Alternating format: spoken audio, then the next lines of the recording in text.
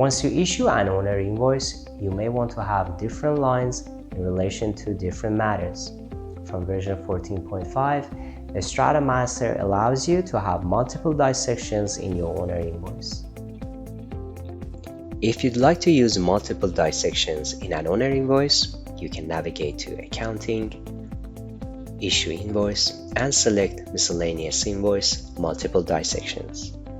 You can then select the lot and enter the total amount of the invoice.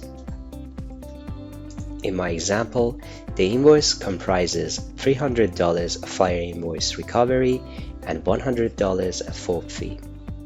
I start with fire invoice recovery. I select an account, add the amount, and type a description. When I press Save Dissection, I can start with another line. I select another account, enter the amount, and add a description.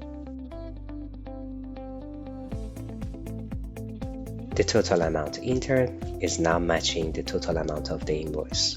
I can get a preview by clicking on Preview button. I also would like to add a copy of the fire invoice to my miscellaneous invoice email.